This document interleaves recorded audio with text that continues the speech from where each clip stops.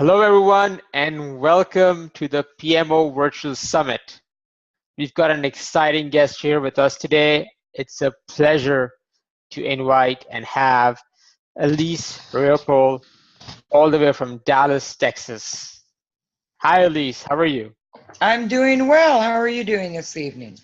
I am doing fantastic. And I have a guest. All guests are welcome. Named Thumper. So yes. Thumpers, huh? Welcome, Thumpers, to the PMO Virtual Summit. Well, I hope you're going to stick around with us a bit longer than that, Thumpers. Oh, she'll stay by my side here. Perfect. Perfect. No pun intended with the perfect. Alyce, we're going to be talking about the all-important leadership skills for PMOs. Before we get right into it, I want to go ahead and tell the audience a bit about you. So, Alyce Reopelle joins us with over 25 years experience in project, program, and portfolio management and implementation and growth of PMOs. Having completed her master's degree with a specialization in project management in 2016, she quickly turned to pursue her Doctor of Education in Leadership and Learning with a specialization in organizational leadership. For Alyce, her passion is in seeing individuals, PMOs, and organizations as a whole grow and succeed. As an author, speaker, and trainer, Alyce looks to ensure that everyone recognizes and grows from what she presents. As you will hear today, she will challenge you to consider the possibilities. Excited to have you here again, Alyce. Over to you. Oh, it's wonderful. Thank you for inviting me to do this today for everybody. So what I'm going to talk about tonight is leadership skills that whether you're new to the role or looking to expand into that role, there's certain things that you're going to want to consider from a leadership perspective. And when we think about that, we're going to look at what a PMO should not be and should be, PM and PMO skills, qualities of effective leaders is going to be very important. And even understanding the difference between a charismatic and a transformational leader. And of course, being a visionary. Because in today's world, as we all know, project management is changing so rapidly around us. We need to be ready to be the visionary and see the future instead of being reactionary and trying to catch up. So what is a PMO? What should it be and what should it not be? I can tell you, I've worked in PMOs where people did everything they could to avoid it. They would find a way around involving the PMO. But what you really want to do is create that PMO that will cause people and areas to seek you out. That is the ultimate goal. So what a PMO really should be, they should be enabling and facilitating. They shouldn't be controlling anymore. There should be end-to-end communication that is transparent, right? You should be communicating with everybody. You are there not just for the project managers, but for the business and for the project teams. You step more into a role of a trainer and a mentor. Knowledge sharing, much like we're doing today. You become a guide and you're inviting.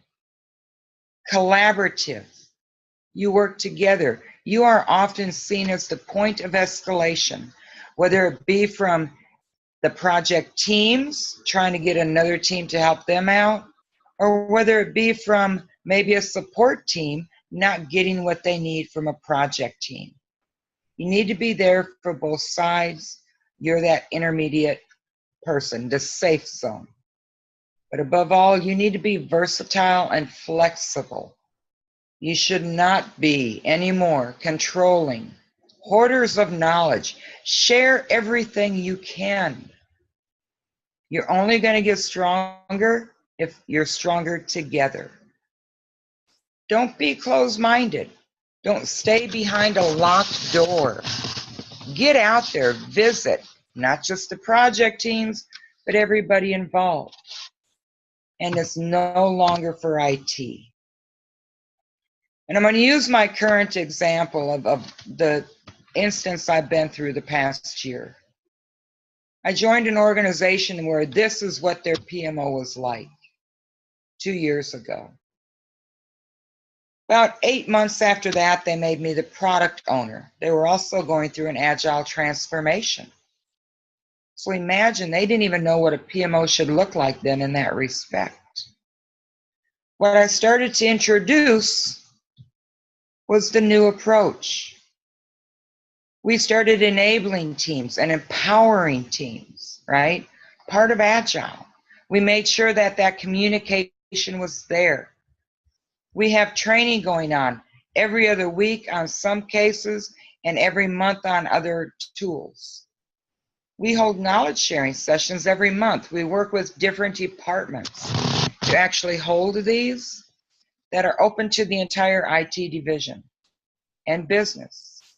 We become guides, and we're versatile and flexible. I actually went through a process of going through their framework that they had in place and getting rid of processes where they weren't needed anymore. PMO is not there just to put a process in place to have one. A process should only be in place if it is bringing productivity to the process, right? Today, they're much more agile in their approach.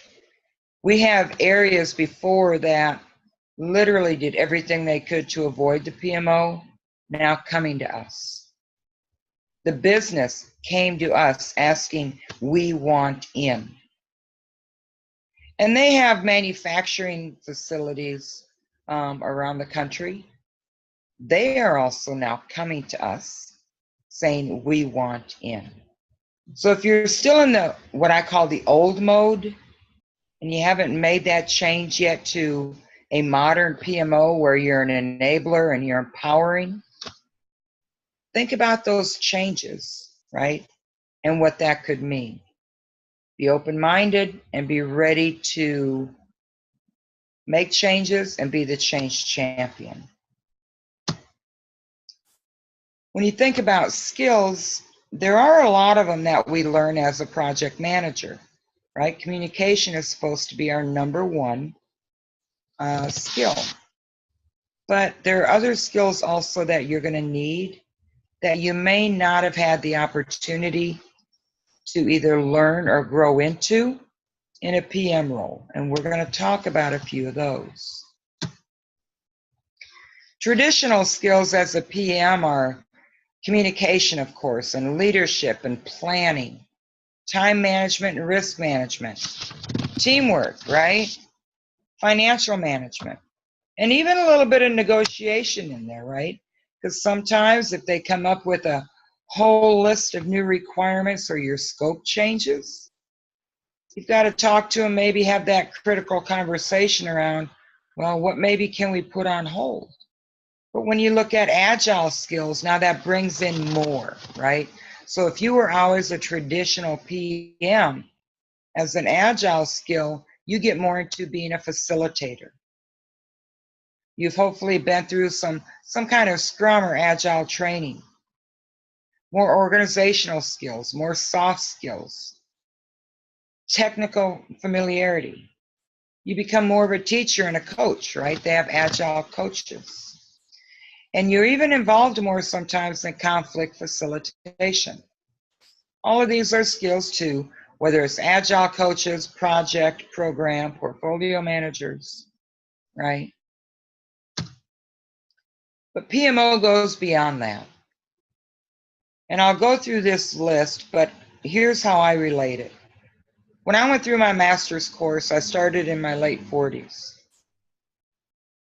I came out of it with a very high GPA, 3.93 out of 4. And I debated on going into my PhD. And I said, well, you're going over the same stuff. I already know it, right? We as PMs know how to communicate. We know how to plan. We know time management and risk management. And what they explained to me was, this takes it to a whole new level. I can tell you they weren't kidding. Moving into a PMO kind of does the same thing. It takes it to a whole new level. From a risk management perspective, time management, now it's not just the project financial management, but it gets more into, potentially, it could be millions and millions of dollars from a budget perspective. Your people skills, right? You need to work more with the people. You know, I'm an old student of what was called Berkman. Excuse me, personality quiz, right? Where you've got the red, the yellow, the green, the blues. Reds are doers, get out of my way. You've got communicators, all they want to do is talk about it. You've got planners. Then you've got those that just, you know, task. Give me a task, I'll do it. So you've got all these different things, a wide framework knowledge. You can't just know traditional or just Scrum.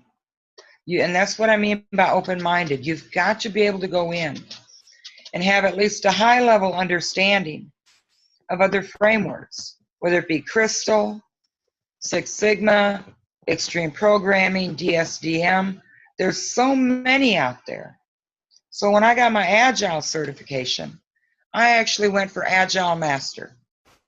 So it was more than just Scrum.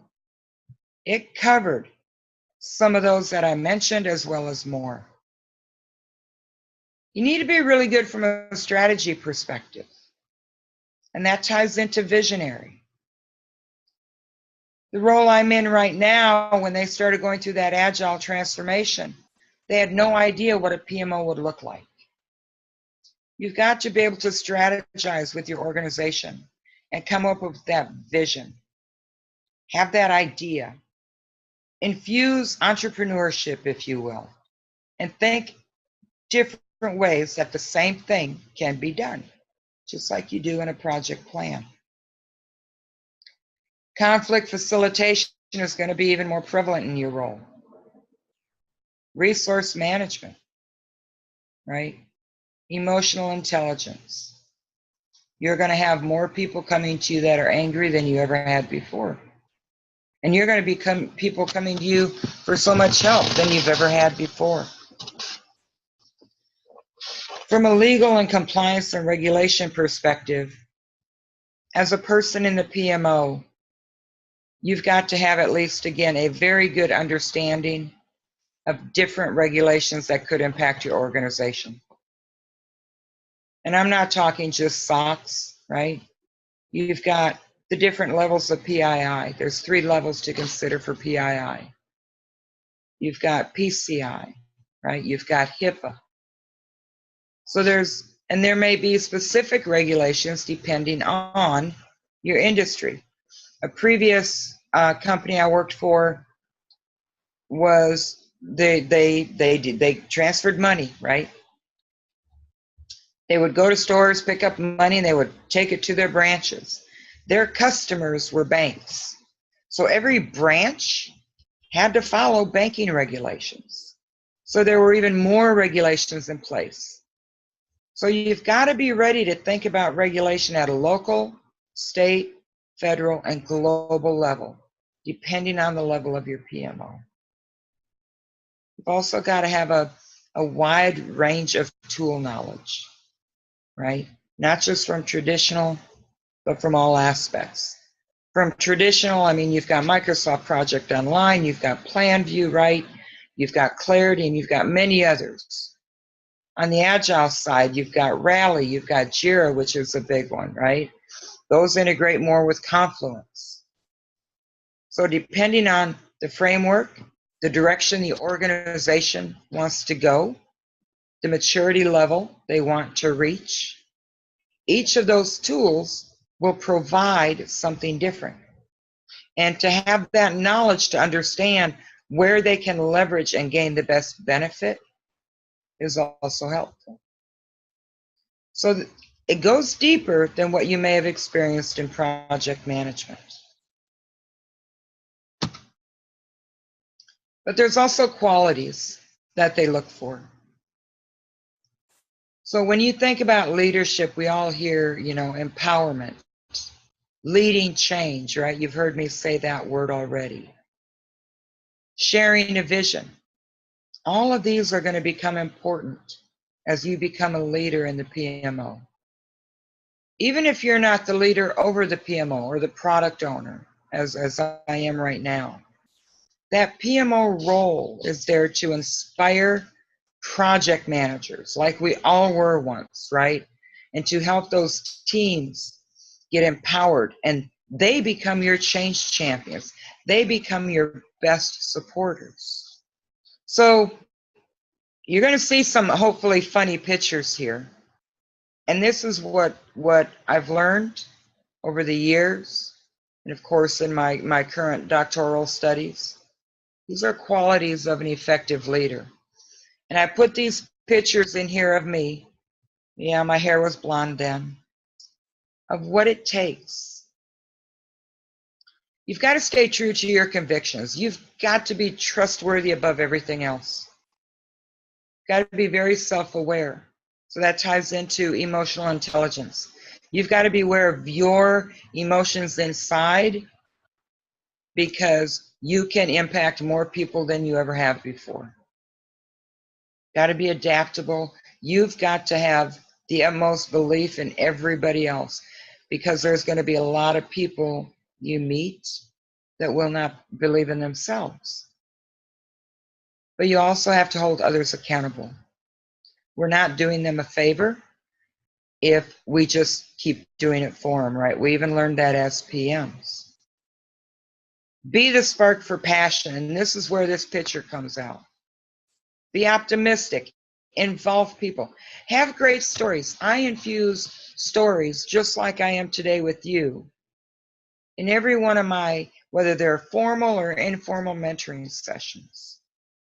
But have a recharge strategy, right? And what I mean by that is I work full time. I'm usually at work by 6 a.m. every morning. Then I come home and I go straight into my doctoral studies, right? And then I also have other things going on. I'm a publishing author. I speak at conferences. So you've got to have that recharge strategy from a work perspective. Be vulnerable. Show your true character. Picture me with the whipped cream pie in the face.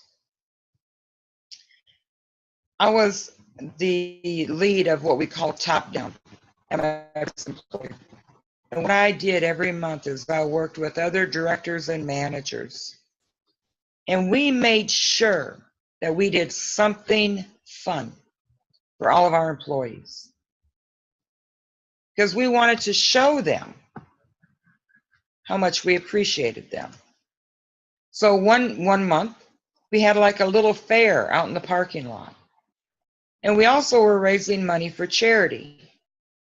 Now, to be fair, before this picture was taken, I did offer, a certain amount of money to put a pie in my boss's face.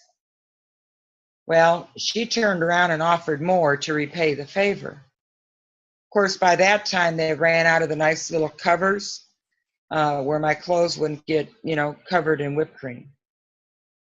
But we did things like this because we all know how crazy our days get. This was a recharge day, not only for us, but for our employees. It showed them we can get out there and have fun just like everybody else can. Make change non-eventful. One of the big things where I'm at today is they were going through a huge transformation. The bigger you make it seem, the more human nature is going to kick in, and they're going to be afraid of it, right? So make it look easy. Make it sound easy. Be aware of that intelligence quotient and emotional. If you look stressed in front of them, They will read it. Even if you're speaking positively, you've always got to present yourself with confidence. You've got to give teams the chance to grow through delegation, right? Take time off. Now, I'm bad at this. My PMO team right now, they're all learning. They're new, literally. They've been project managers, never really operated in a PMO. But I am available to them when I take days off. It doesn't make me available to the entire organization, right? So I delegate. Give them that time because you're going to need time. Invest in your teams. Be that motivator, right? Another picture here. It was Cinco de Mayo, same company, right? Top-down lead again. Got together with the directors and managers, and we hired a mariachi band to come in and play for lunch that we had catered in for them. Productivity booster, morale booster, right? You're not staying locked away and away from them.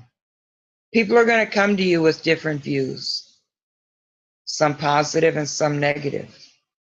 Above all, you've got to remain ethical. Everybody has a moral compass, but there is also an ethical compass. And we've got to keep that in consideration at all times. You've got to remember everybody involved now. If it's a global organization, you could potentially have 4,500 people or more indirectly impacted by what you do. I worked for Walmart for 16 years. From a global PMO perspective, when you look at project teams, there was well over 1,600,000. Ensure your decisions have ethical standards in them, but also continue to hold your members involved in those decisions accountable. Another one of me, Brinks again, keep your ego in place. You're not going to know it all. I've been doing this for 25 years, and I will be the first one to stand up and go, I don't know it all, right? I'm still learning as well. Keep your ego at the appropriate level. Be humble. Help others, mentor others.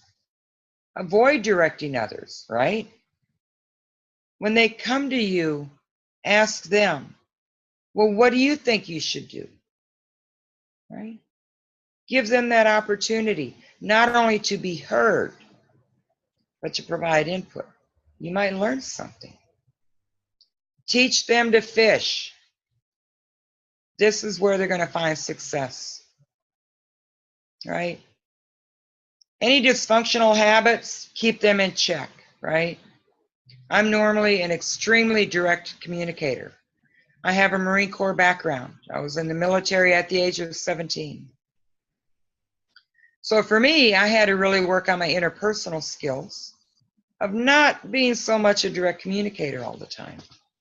This took me, I will admit, a few years to get control of, but it can be done. You need to work on perception, because often people might think of you as, oh, well, you're that person up there in that office. Well, here's me in a pink tutu, wearing green shamrocks on my head. Again, we had lunch catered in. And as a matter of fact, this day, I was meeting the new CIO of this organization for the first time.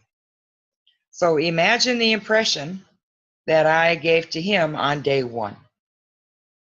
As I walked up to shake his hand, I said, I'm sure this is not what you expected, as everybody around me was dressed in suits. And he said, this is exactly what I expected. So don't be afraid to loosen up, right? We're human too. But this can also help develop those human relationships. Get to know your folks, right? The folks on my team and even not on my team, but some of the project teams, I know their wives or spouses' names. I know their children's names. I know what's going on in their life. Which one of the children are getting married? Get to know them on that human level, because they will learn to trust you more and they will come to you more. Other qualities. You've got to focus, right? Don't let trivial take the majority of time. Got to learn to separate those. You can't just have confidence, but you have to instill confidence in everybody around you. You've got to be authentic. You've got to be transparent. You've got to do what is right even when no one is looking. We've all heard that. You've got to offer motivation even when motivation is not asked for. If they're asking for it, that means they haven't been getting it, right? You got to love what you do. I love what I'm doing. Some may call me crazy. I love what I'm learning in my doctoral. And I look forward to everything that I'm going to be able to do and help in the future. Got to think outside the box. But you got to remember the scope of what has to come together. This journey that I'm currently on with the current organization I work for, I've been there 2 years today. But I went into it already with enough experience to know that what was in front of us was going to take at least 2 years. So we made that. A building we were located in had this quote on one of their walls in the stairwell. And I love this because it talks a lot when you're new in the role or when you want to move into that role. It talks a lot about, regardless of the role you're in, whether it's project manager, scrum master, developer. And it's simply, if you've ever tried and ever failed, doesn't matter. Try again. And guess what? If you fail again, fail better. We learn by our mistakes. Don't be afraid of making that mistake. Don't be afraid to let those around you know you made a mistake, right? Some things you just got to accept are going to happen, right? And you just got to be ready to accept it. Accept it, stand up to it, be accountable to it, right? Understand the numbers, right? Don't hide behind fake appreciation. If you can't get out there in that pink tutu like I was, or get that mariachi band in and enjoy that music out there with a sombrero, and for a while I had a little fake mustache on, right? Don't try to fake it. They'll see right through you. Be authentic. Be open to new ideas that they bring to you, right? What everybody knows is methodologies. You've heard me use the word framework. I use the word framework because to me it's not a methodology until it is infused with the culture and the environment of that organization.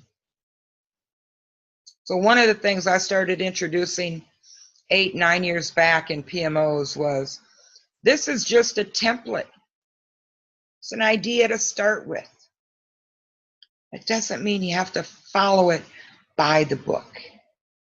And look at what the needs of the organization are and build that in to that framework to then come out with that organizational methodology. Got to be open-minded to that. I've met framework, what I call framework purists, that, you know, when it comes to Scrum, it has to be by the book. Or when it comes to PMI, it has to be by the book. I'm telling you it doesn't. You got to be able to make decisions. You got to be able to make that choice and move forward, right? You can't falter about your choice, because sometimes those decisions got to come quick. You got to be confident in your decision making. Create those genuine connections. You heard me talk about that. Get to know the people around you, right? If you have the opportunity, meet your CIO in a pink tutu. Continue to empower others. One of the articles I wrote was, what kind of leader do you want to be, right? You want to be the one that just sits in the corner office and has a title? You want to be one that just takes the pie in the face? Or do you want to be both? Right? Personally, I don't care about the corner office. I love where I'm at. It's all open pod. Nobody has offices. Love it. To me, it's a wonderful environment. And I'll take a pie in the face any day. Got to be positive. Again, things can get bad. But you've got to be fearless and believe that you can overcome it. Can't be fake about it. You've got to remain positive. So you met Thumper earlier.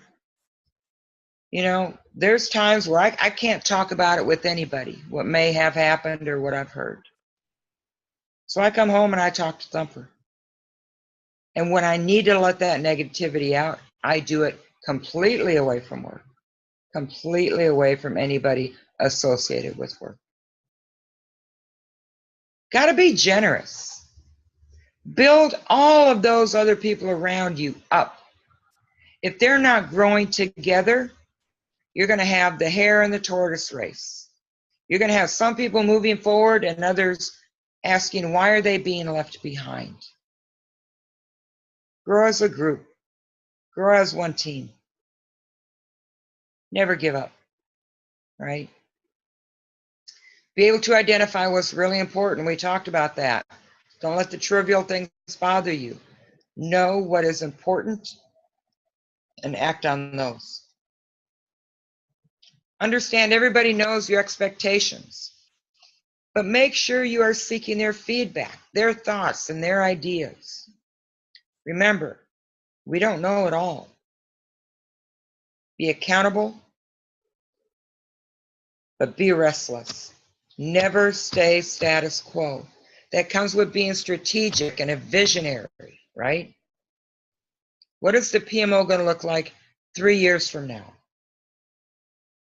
What is it going to look like 6 months from now? I'm not going to get to 3 months if I can't see 6 months in my future. Two other types of leaders I like to talk about is the charismatic or transformational. Quote I like by Seth Godin is, transformational leaders don't start by denying the world around them. Instead, they describe a future they'd like to create, right? And there's different kinds of leaders, many more than charismatic and transformational.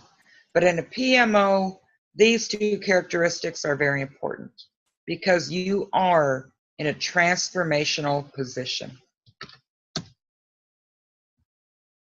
Charisma, as we know, is defined as those interpersonal relationships, right? Getting to know, a guy I work with, his daughter's getting married here in a few months, right? I've got another teammate of mine, what's going on with his family, another teammate, her young boy, and then his star, the little boy is brilliant. He scares me even, right? They're viewed as opportunistic or the end result of the inborn attributes, right?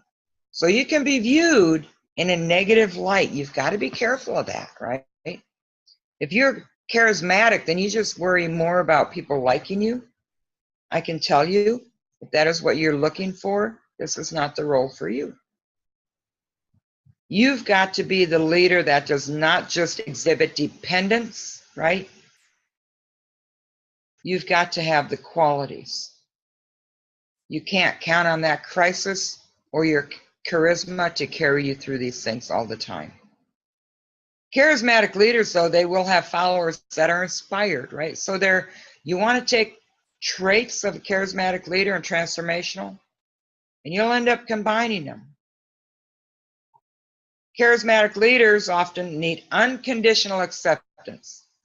I would strike that. If they're only charismatic, they're going to look for unconditional. Regardless of what I do, you're going to love me. Not the fact. Make sure you exhibit that self-confidence, right? Set higher goals. Increase organizational behavior. Take greater risks. Risks are a great thing. If you're a person that avoids risks, that you're averse to risks, you're going to need to change. Heightened loyalty and obedience a lot of times are sought by charismatic leaders. You're not looking for obedience, but you do want that loyalty. Greater motivation and belief in the alignment. Through different training, and there's all kinds of them out there, communication and interpersonal skills can be improved. Leadership workshops can help to develop these as well. When I worked at Walmart, I had the honor of attending advanced leadership training, and I cannot tell you all the different Dale Carnegie trainings I went through. All of these are available. Don't be afraid to take advantage of these. I still take them today. Well, my doctoral class is a good example. It literally continues to increase my skills, interpersonal, communication, right? Everything we're talking about. The transformational leader. They seek change, right? They're challenging the status quo. They've got a vision and they can articulate it. They can talk about it, right? And then get others motivated about it. They're seen as a positive effect, right? Instead of somebody to avoid. They're generating energy and excitement, right? Their followers often will report great job satisfaction and work harder, right? And it'll also improve their cognitive abilities, which guess what? Help with creativity and even their decision making. One of the things that's important also to understand is as adults, and especially with people that have experience behind them, one of the biggest complaints is that they're not heard. Make sure you take the time to hear. That actually increases their job satisfaction. The transformational leader will use their charisma, right? So they're not just a charismatic leader, to influence behaviors and the ethic of followers. Usually engages at the organizational level that may be going through a decline. It requires a change in direction, right? There's that visionary, that strategist. It helps others to see the bigger picture, right? You're always looking towards the future. See what more we can do. I went through that exercise a few months ago as the plants and the business areas started coming to us going, we want in. I had to show IT what that meant in order to allow us to now go more enterprise, right? Show that bigger and brighter future. You've got to be able to establish priorities. It might mean working with the different business areas and stakeholders, right? Minimize risk. A lot of times, even though I'm not intimately involved in a project, somebody comes and talks to me about it, and I will just ask a question, well, what about this, right? What about SOX? Gets them thinking. Help others to understand that it's not just about their own self-interest, right? Their self-interest will be served as the organization matures and grows, right? We all know if our organizations don't do well, what happens? Maybe we don't get incentives, maybe we don't get raises. So self-interest for growth on a professional level, or whether it be monetary, right? All of that comes as they're allowed to grow and as the organization can grow. Encourage other leaders and managers to walk the walk. We've heard that before. When I was at Brinks, my office was actually upstairs. I made it a point several times throughout the day. Now, my door was always open and everybody knew they could just come in. But I made it a point to not make them have to do that. I went down there to them. I'd walk through all the rows, ask people how they're doing, not just professionally, but hey, how are the kids doing? y'all have a good weekend. Get out there. Don't expect them and wait for them to come to you. Some of the big differences, and you heard me say you might need to combine these.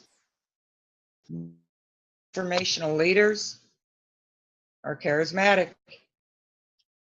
Got to learn to get that, right? Charismatic leaders obtain this title based on attributions from their followers. The mindset of the charismatic leader is seen as more active, right? And having a heightened sense as it relates to different things going on in the world, political, cultural, economic, right? So when I was getting that pie in the face and hiring that mariachi band, right? It's a charismatic leader. The transformational leader. They follow standard growth of promotions and growth where charismatic appear often from chaos. That's that visionary. Personal meaning is what drives more the charismatic leader, right? It's the meaning to them. But the risk faced from opponents of vision is different, being more extreme, right, for charismatic leaders. You've got to find that right combination of being a transformational leader and a charismatic leader. You've also got to consider the effects of globalization if your PMO is global, right, on diversity and leadership. When I was at Brinks, I had IT people and resources in 26 countries. And I can tell you that even the view of the work was seen much differently. Got to understand those cultural differences. You've got to have that top-down management. If you don't have that, it will be very difficult for that full rollout of a globalized PMO. That communication needs to be clear, and it's got to support that business case, and that should support diversity. We gained so much by pulling in from these 26 countries, all the different ideas and ways they did things before we went global. The methodology at that time that we ended up using had pieces of Prince 2 in there, because that was primarily all over Europe, right? We even had a couple Latin American countries that were primarily practicing Prince. So we didn't end up with just a PMI version or a Prince 2 version or a Scrum version. We ended up with the best ways that we found in our different countries, right? So as bullet point 4 shows, increased production, more ideas and ways, and we found what fit. Inclusion should be in place throughout that organizational culture. Every level, from the lowest to the highest level, should feel comfortable and trustworthy in coming to you to give you feedback, or even for you to just hear them out. They may be coming to you for guidance and for help. The interaction that often occurs from country to country, right, can lead to a cultural mixing. It's not a bad thing. That's the best thing I've seen, right? But it can provoke both reaction and resistance. Some people are afraid. Human nature, right? Human nature. Many years ago, 20 years ago, one of my passions I found was learning about all the different cultures I was working with. I was at Walmart at the time. But some people resist it, right? What's considered a norm in one country, depending on another country, not normal. Japan, the expectation when you go there, you take a gift. At Walmart, if somebody were to bring me a gift, I would have to turn it in because that would be considered a gratuity. So you've really got to stretch your boundaries even from a cultural perspective to understand that It might be completely normal. In some countries in Latin America, it is completely normal to bribe county officials if you want something done quicker from a licensing perspective. In other countries, guess what? It's not. Become familiar with those cultural differences. When you look at homogenization or stumbled on that word, you may be able to operate in tandem or provide reinforcement to each other. For every organization, this is going to be different. I cannot give you a cookie cutter approach. Find what works primarily within the culture and the environment, right? But be that change champion. We talked a little bit about having a good global mindset, right? Be accountable for inclusion. Make sure you include everybody. Appreciate and support diversity. You need to be comfortable using a wide range of technology. Now, I cannot sit down and write code, right?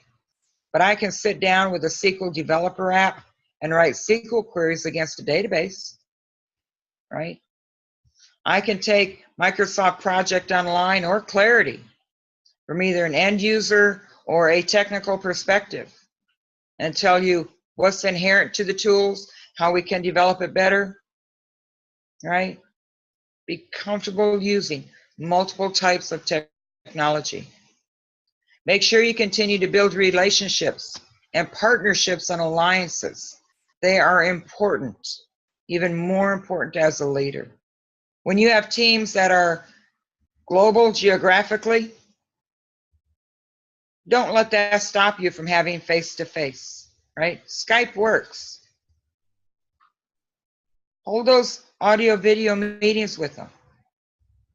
It makes them feel important as well.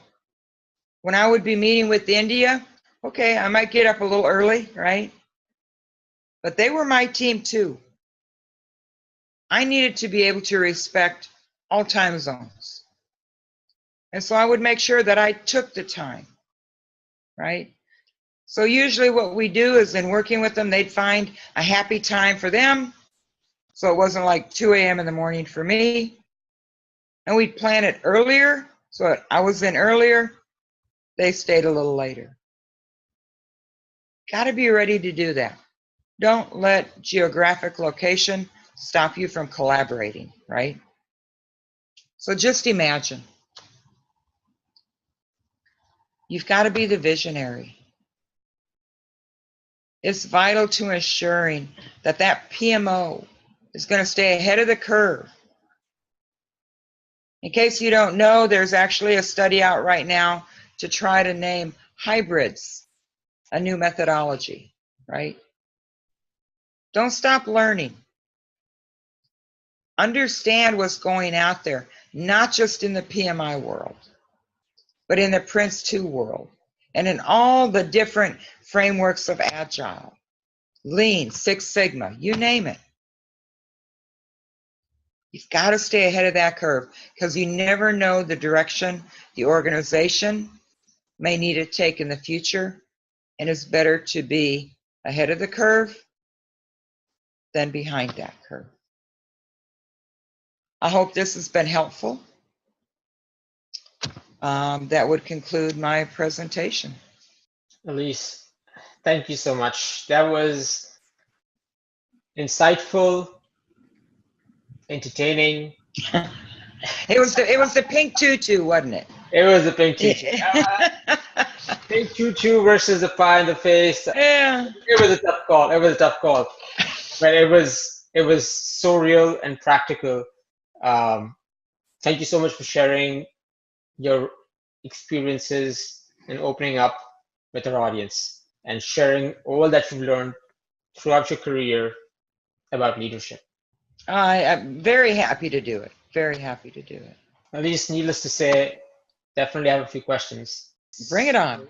I'm going to go ahead and start throwing some of them at you right now. Starting off with our first question, Alyce. What are some resources that you can point to for our viewers to develop the various PMO skills that you listed?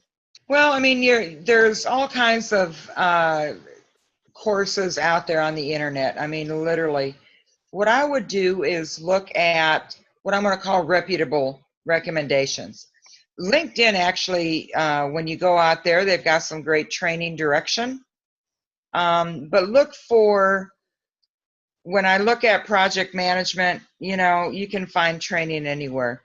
Leadership skills, there are actually classes at colleges even right now, all around the country, where you can take even just a class on specific leadership skills, right? I actually took a separate negotiation certification because negotiation can get very touchy sometimes. So look for sources that focus on leadership. Walmart had a tool, Thumper's Back, that, or a school that was all around the David Glass leadership, right? I believe they still have that in place. It's a wonderful session. Some of these you can do online, so it's all going to depend on your schedule as well, right? Some are at night on a local college campus. Look at your colleges or your community colleges first for actual accredited training. If you cannot find anything there, then there really are some great places. And I would literally focus your search on organizational leadership growth, because what that's going to take you into is like the David Glass leadership training, right? You can get a lot of these free online quick webinars on what does it mean to be a collaborator. I'm not discounting those. Those are still good to watch and to listen to, right? Take advantage anywhere you see it, right? I'm not going to say the college is the only way.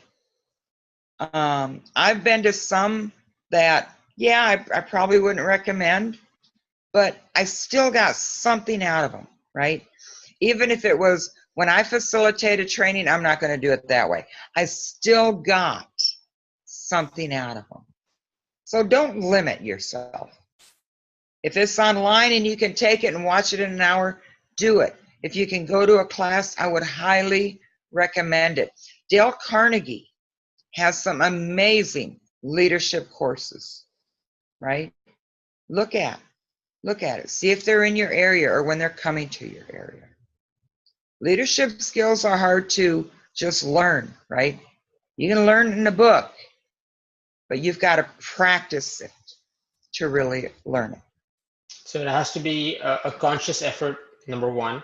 Yes. And where there's a will, there's a way. So you'll be able to find what you want, but you have to make that effort, and you have to invest in your own leadership development. And that's not just investment in terms of dollars, but investment in time. Yeah. Yeah, there's definitely an investment in time, but it's worth it. Perfect. Thank you for that, Alyce. Yeah. Alyce, now this is a bit of a devil's advocate question. Okay. Who's a better fit for a PMO? A charismatic leader or a transformational leader? Say that again. So who is a better fit for a PMO? A charismatic leader or a transformational leader? Neither. You've got to be both. You've got to be both. If you're charismatic, that's great. But guess what? You're not going to move them forward, right? You're not going to make those transformations. If you're transformational but a dictator, you're going to have problems. You've got to have that right combination of both. Whether you're one or the other, you can practice and gain those skills of the other, right? Every organization is different. Where I'm at today, it's a good 50-50, right? For what I need to be from a leader perspective. At Brinks, for a while, they needed that charismatic leader more, right? They needed that, just that pink tutu and the pie in the face, because morale for a while was so bad. That meant more than worrying about transforming them for a few months. You know what I mean? So you've got to be able to kind of duck and weave between them when the time is right. So you really do need a little of both. One over the other alone, you're going to be missing out. You're going to be missing out. Right. So I guess it's the idea is you gotta assess the situation. Yes. And you have to adjust your gauges between the two types accordingly. Yeah. The organization according to the situation. Yep. But you've got to bring in both. Yeah. You've got to decide, do I need to pull a skill out of my transformational toolbox? Or do I need to put that pink tutu on and just be charismatic, right? Which one do I need? Perfect. Final question for you, Alyce. Mm-hmm. When someone's just starting off in the PMO leadership role, what's the first thing they should do to get accustomed to the globalization aspect within their organization? If they're already global, then literally meet with those, what I'm going to call those global leaders, right? Reach out to them. Don't wait for them to reach out to you. Reach out to them, and not just to talk on, hey, I'm Alyce and I'm now part of the global PMO. This is what I want you to do, and are you doing it? Take that time like I did with those 26 countries to go, what do y'all got going on down there, right? Understand those cultural differences. That's going to be your focus, because whether they're in another country or they're here on site, there are still cultural differences. Right. So when you're looking for that globalization, culture, diversity, being open to new ideas, bringing in Prince 2 like I did, right? Bringing in some Six Sigma. Welcome them in. Don't wait for them to welcome you in, right? You've got to bring them in. You've got to make that first move. Reach out to them. Let them know that you are somebody they can come to with anything at all. Start gaining that trust immediately. Fantastic. Alyce, thank you so much once again for being a part of the summit. It was wonderful having you here. And I want to let the audience know that you are speaking at the Camp IT conference on November 1st and 2nd in Chicago. So everyone from Chicago or close by, if you guys are attending the Camp IT conference, make sure you go out to listen to Alyce. And to learn more about this conference, visit campiteducation.com/upcoming-events/portfolio2.